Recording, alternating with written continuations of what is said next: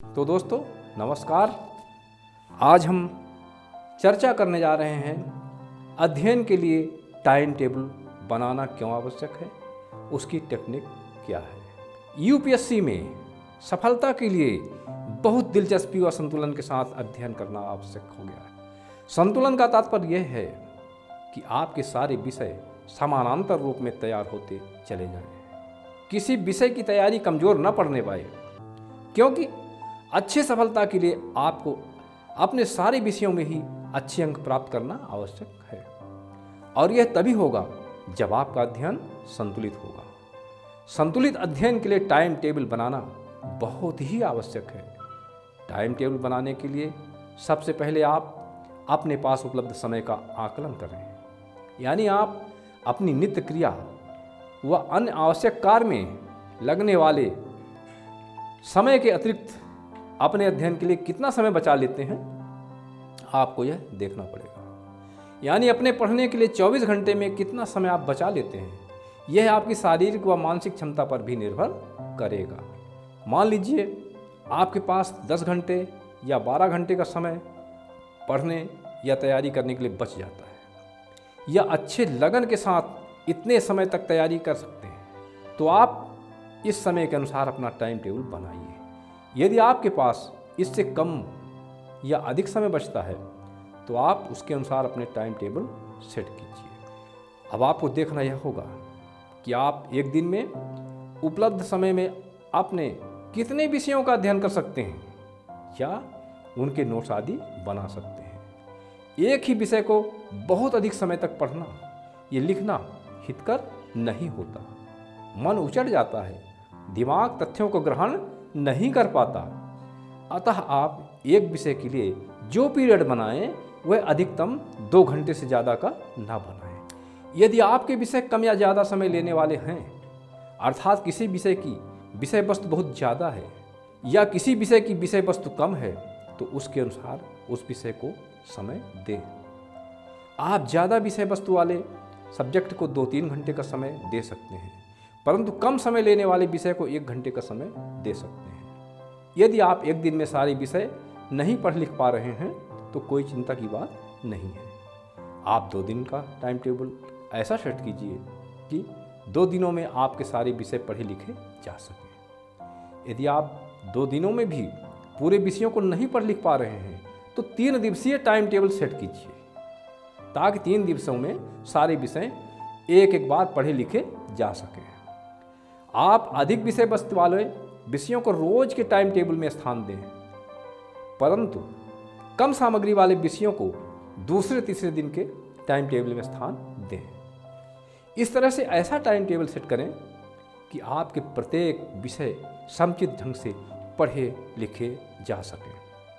आपका कोई विषय कुपोषित ना होने पाए, यह आपको ध्यान रखना चाहिए। सारे विषयों की तैयारी संतुलित ढंग से होता रहे, यह आपको देखना है। एक बात और, हो सकता है कि आपने प्रारंभिक परीक्षा निकाल लिया हो, क्वालिफाई कर लिया हो और आप मुख्य परीक्षा की तैयारी कर रहे हो। उस स्थिति में आपको प्रारंभिक परीक्षा को भूलना नहीं होगा। यानी भले ही प्रारंभिक परीक्षा की तैयारी आपकी अच्छी हो चुकी थी, ध्यान यह दीजिएगा कि वाइवा तक पहुंचने वाले प्रतियोगी अगले साल की प्रारंभिक परीक्षा में असफल होकर पश्चाताप करते देखे गए हैं। अतः आपको अब भी प्रारंभिक परीक्षा की कुछ न कुछ तैयारी करते ही रहना चाहिए। मान लीजिए आपकी विषयगत तैयारी अच्छी हो चुकी है, परंतु करंट अफेयर तो रोज का रोज चलता ही रहता है।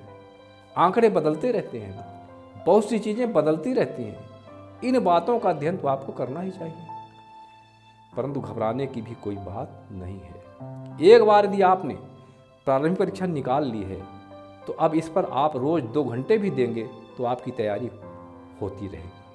बाकी का समय आप मुख्य परीक्षा को देते जाइए।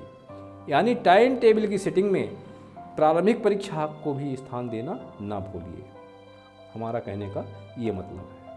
टाइम टेबल के 2 पीरियडों के बीच कम से कम 10 मिनट का गैपिंग अवश्य रखें। इस गैप में आप मन को बहलाने वाले, शांति दिलाने वाले कार्य करें, जैसे आराम, गीत गाना या गाने सुनना आदि आदि। जिससे आपका दिमाग रिफ्रेश हो सके।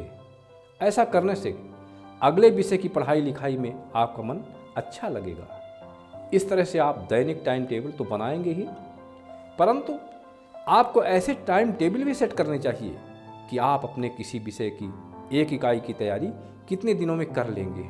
यह समय आप आकलित करके अपने प्रत्येक विषय के प्रत्येक इकाइयों के लिए टाइम टेबल सेट कर लीजिए। इसके अलावा आपको अल्पकालीन टाइम टेबल के साथ साथ दीर्घकालीन टाइम टेबल भी बनाना चाहिए। यानी आप कितने महीनों या वर्ष में प्रारंभिक परीक्षा की तैयारी कर लेंगे, कितने महीनों या वर्ष में आप मुख्य परीक्षा की तैयारी कर लेंगे, या साक्षात्कार की तैयारी आपकी कितने महीनों या वर्ष में हो पाएगी। यद्यपि साक्षात्कार की तैयारी एक अनवरत चलने वाली प्रक्रिया है। यह आपकी दिमागी स्तर, परिश्रम करने की क्षमता आदि पर भी निर्भर करेगा। इसके बाद आपको हड़बड़ाए बिना उतने ही दिनों में अपनी तैयारी को चरम सीमा तक पहुंचाने का प्रयास करना चाहिए। समय समय पर फॉर्म अप्लाई करना, वो परीक्षा देते रहना चाहिए, परंतु हड़बड़ाहट अपने अंदर नहीं आने देना चाहिए। इस तरह से आपको टाइम टेबल बनाने का वैज्ञानिक तरीका ज्ञात हो चुका होगा।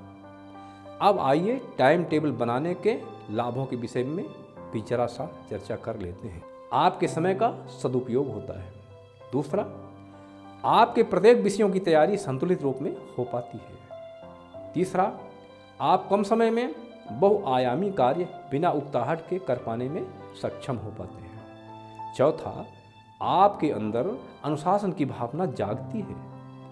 आप समय समय पर हर कार्य करने के आदी बन जाते हैं। पांचवा, आप कार्य की अधिकता से परेशान होने से बच जाते हैं। समय समय पर आपके सारे कार्य होते चले जाते हैं। सातवां, आप योजना अनुसार सफलता प्राप्त कर पाते हैं। तो यह रहे टाइम टेबल बनाने के कुछ लाभ। अब नंबर आता है दोस्तों एक वृद्ध शिक्षक को पारिश्रमिक प्रदान करने का। दोस्तों, मैं रिटायर हो चुका हूँ। मेरे अन्नदाता आप ही हैं। आप पर पूर्ण भरोसा है कि आप मुझे निराश नहीं होने देंगे। तो चलिए देरी मत कीजिए, चैनल को सब्सक्राइब, लाइक कीजिए व वीडियो को शेयर जरूर कीजिए। Please please please.